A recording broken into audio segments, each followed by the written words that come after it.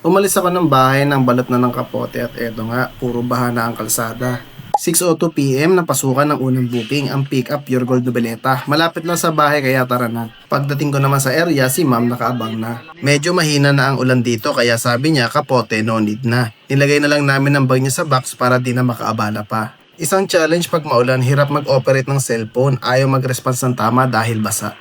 Stop ball kami dito sa EPSA, maulan na, traffic pa. Tamang gapang talaga pero nang makalagpas ng Save More, ginhawa na.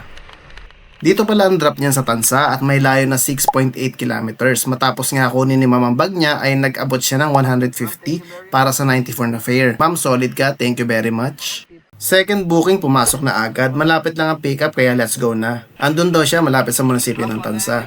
Tamang hanapan pa kami dito ni ma'am pero nakita naman. Inabot ko nga agad ang kapote pero hairnet daw muna sabi niya. No problem tayo dyan. Medyo may challenge talaga ang pag-swipe sa phone. Kailangan may pectus. At nang maging okay na ang lahat ay lumarga na. Napansin naman dito ni ma'am ang camera natin kaya napatanong siya kung pinupost ko ba. Sabi ko oo ma'am kaya sama siya. Ang drop naman nito ay sa General Trias at may layo na 6.2 kilometers, long ride at may fare na 227. Dito naman ako banda sa may Sunnybrook ng pasukan ng pangatlong booking. Kaya naman puntahan na agad natin. Dito nga ay may konting confusion pa dahil akala niya ibang motor ang nabook niya pero after maklarify ay okay na. Padasman naman si ma'am at may layo na 8.2 kilometers. Assist mode on ulit tayo pagdating sa drop at kariwaan lang kami ni ma'am ng kapote at items niya. May fare pala to na 106 pero 140 ang binigay. Thank you very much at tip ma'am. Matapos naman ng konting gapang ay pumasok na ang pang-apat nating booking.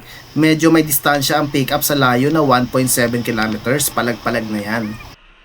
Ready naman na si sir pagdating ko sa area kaya pagkatapos niya magsuot ng kapote kami ay tumuloy na. Bali naging balikan pala to dahil may kukunin lang daw siya sa pupuntahan. Pa-gentry nga pala to tapos babalik naman ulit dito sa Dasma.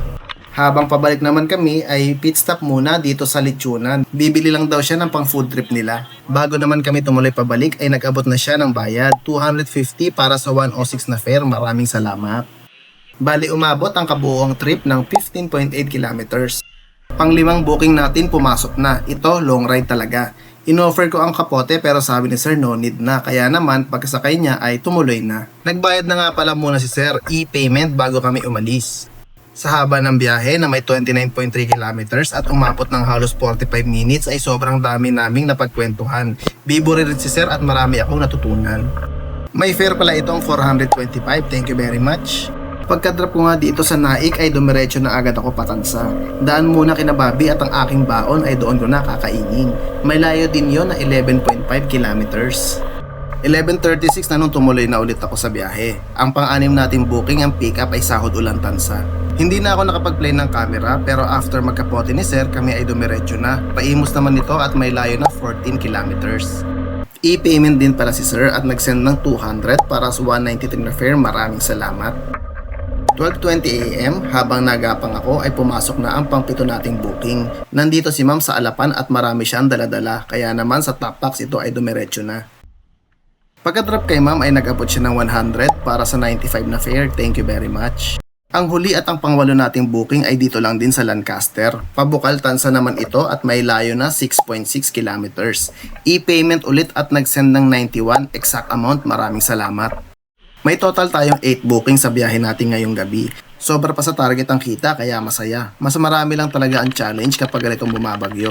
Andyan ang pagbaha, malakas na ulan, malakas na hangin, madulas sa daan at cellphone na mahirap din i-operate dahil basa. Medyo hassle din sa pasahero dahil kailangan pang magsuot ng kapote. Pero lubos pa rin tayo nagpapasalamat dahil okay ang lahat at nakarating ng safe ang ating mga pasahero sa kanilang pupuntahan. Hanggang dito na lang ang ride natin ngayon. Maraming salamat sa pagsama. Please like and follow na rin para sa suporta. Keep safe, ride safe. Peace out.